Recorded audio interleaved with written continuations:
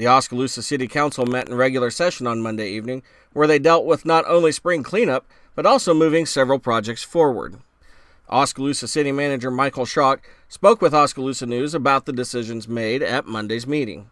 In regards to spring cleanup, Schrock said that the council voted on a recommendation made by him not to have the annual cleanup days. I made a recommendation to the City Council based off of some input from our staff and reviewing the data that we would stop the program going forward.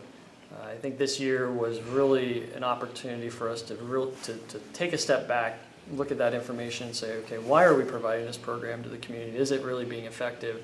And is now the right time in the sense of how we spend the resources for our public works department? Should they be doing something different? Mm-hmm. We obviously had a harsh winter, late start for spring. The roads are in terrible condition, and so we really think we really need to be out there hitting those potholes and getting ourselves ready for the rest of the summer work, rather than taking the resources, which is essentially a full week of our entire team plus additional help from the water department to get that job done. For the city of Oskaloosa, it costs a little over $15,000 a year to do, explained Schrock. That includes the staff time, that includes our fuel use, so $15,000 a year. Oskaloosa News asked Schrock about how the winter weather impacted the city budget for repairs. It's a struggle between the amount of salt that we had to use this year because of the number of events. That put the biggest stress on our budget. And then clearly trying to get enough rock material and cold patch, which no one likes cold patch, but it's an essential part of what we do. We'll make it work. Don't worry about that. We have room in the budget for it. The Early Childhood Development Center was also a major topic of the meeting, and the council authorized Schrock to keep moving that project forward. So we're in the process of selecting an architect to design the building. Obviously, we talked about this a couple years ago, had some initial concepts put together on what the building might look like, but those were just used for informational purposes and to provide an initial concept estimate, so a construction cost estimate. We need to really now move into more than just the concept and actually design the building. And so the council's given me direction to negotiate a contract with a firm called SVPA. They're the same architectural firm that designed and helped construct the YMCA in Waukee and the YMCA in Indianola. So that's the next step, is to get them on board April 15th, present a contract to the council, and then the project will start. And that's something that I didn't get into a lot of detail tonight, but the idea is that by this time next year, we'll have the project, the building design, so people will see what it looks like, and then we'll be getting construction bids. And if all goes well, construction could start as soon as next spring or summer. The total cost for the architect, which will include the design and construction administration, will be approximately $1.1 million. We expect the project itself to be about $19.65 million, and that's all in. So that includes the construction cost and the architect's work. Other projects the city is working on include the sanitary sewer system and the continual improvements that have been underway after mandates from the Iowa Department of Natural Resources were placed on the city. So the council authorized about 2.6 of closer to $3.1 million if you include the engineering fees of sewer maintenance work. An essential part of what we're doing. We're required to do it under a plan that we agreed to with the Iowa Department of Natural Resources. So it's not like we can just defer this. We had to do that work. That's the good thing. So we're doing the preventative maintenance, and I mentioned to the council, we approach sewer work just like we do roads. We're always trying to keep the sewer and the roads in a condition before they fail.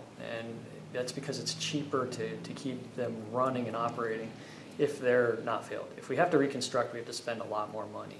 And so this portion of work that the council authorized tonight for about $2.65 million will be maintenance only. So it's just to get in there and line the sewer pipes. The council also rejected a bid for reconstruction, so those portions that have failed. They rejected the bid because it was 35% over the engineer's estimate, and that engineer's estimate was high to begin with. So we didn't feel good about that, didn't recommend that it go forward. So that portion of work will be reevaluated. We'll divide it up into smaller projects and rebid it later this spring and summer.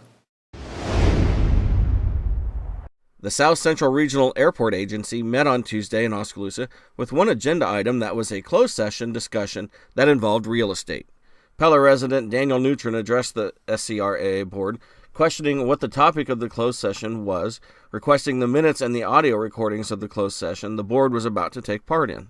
He also asked to have a 5-minute consultation with the Pella representatives on the board prior to the board taking action. Oskaloosa resident John Banster spoke next to the board, addressing concerns about what the board's engineering firm considers as a farm-to-market road. And some of the things that your engineering firm has caused some litigation over the road that continues. I think it's prudent that you think wisely, because if you decide to buy or sell real estate, there is no guarantee the airport will happen. I ask you to make wise decisions so we do not get more litigations. David Barnes is the chair of the SCRAA board, and he spoke with Oskaloosa News after the meeting on Tuesday. What's decided is that there's been an appraisal for some land, and that appraisal has determined the value of that land that we're first parcel that we're purchasing for the new airport. Okay, so this is a purchase then. It will be purchasing land. Barnes then explained what will happen next for the project. Well, as you can imagine, when you make an offer for a piece of ground, there's negotiation that goes on. So there'll be some negotiation, and then that, I assume some conclusion will come to that, and the land will either be purchased or not purchased. So, on the question of selling land at the Oskaloosa Airport, Barnes spoke about what land can and can't be sold at that facility to help pay for the new regional airport. It absolutely can't happen until there's a new airport. From what I understand, the FAA says you have to have an actual airport in operation before the others can be closed down. Okay. So until there's a new operational airport, those two airports will be in existence. There is some non-aviation land, non-aeronautical land that's going to be sold, but in the Oskaloosa Airport, but not the Pella Airport.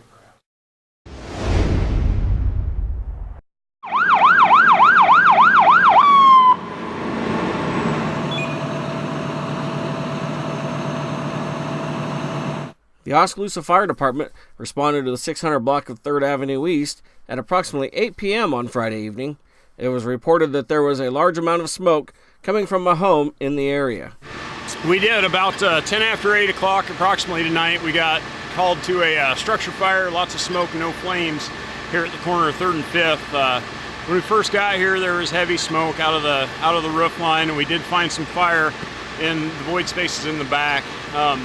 Called in all the firefighters from Oskaloosa. We got about 15 that are on scene right now. We've been working it about 2 hours, and we're just chasing the last of the smoke and doing some overhaul right now. Nobody was home. The home was vacant. It was undergoing remodeling, so thankfully there wasn't much in the way of contents to be destroyed, and even better, nobody was in there. So. Sure, you've not even started the investigation as to what started the fire? Not yet, no. We'll sure look for that and get back to you with that. All righty, thanks, Captain. New Sharon Fire Chief Josh Krause is like most small-town volunteer firefighters. He volunteers his time to protect his community.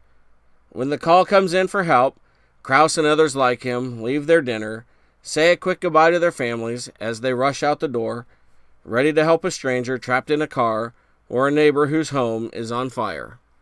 When Oskaloosa News caught up with Krause, he was busy lubricating the light tower on one of the town's fire trucks, a necessary and mundane task, something most volunteers like Krause do every year. New Sharon Fire also has another mission, one that their community has supported for years and was spearheaded by former Chief Steve Gerard. The department leads a group of first responder volunteers all across the country to help others in need after a disaster. They also help those nearby, like Iowa and Nebraska residents impacted by the epic spring floods that have destroyed entire communities. Yeah, we left last Thursday. We headed off to a small town 30 miles southeast of Sioux City called Hornick, Iowa. When we arrived there, we were actually told that they didn't have a whole lot of work for us. So while we were there, we did clean out one basement. I made some phone calls to a relative that I have that lives in Fremont and said, we will be there in 3 hours if you have the work and a place to stay. They told us that there's plenty of work and to head that direction, so that's what we did. So we left Thursday morning at 3:30. We finally made it to Fremont, Nebraska about 1 o'clock that afternoon. Thursday afternoon we did 2.5 houses, and then we resumed on Friday and worked all day Friday, all day Saturday, and left Sunday morning. In total we did 11 houses total. And that ranged everything from just pumping water out to completely gutting a basement, including walls and everything. Kraus talked about all of the work the volunteers have done during the past year. Yeah, last year our crew, we responded to Marshalltown after the tornado, Des Moines twice after the flooding, and then also Warsaw, North Carolina, and Port St. Joe, Florida after the hurricanes. The volunteers from New Sharon Fire are often looked at for their expertise after disasters to help guide others. I think the people are looking for an answer, some help, some guidance on what to do. When this happens, most of these people have never been through it before. Like we said, we have. We know, we have a general idea on what needs to be done. But the people that we're helping, they really have no idea the steps they need to move forward.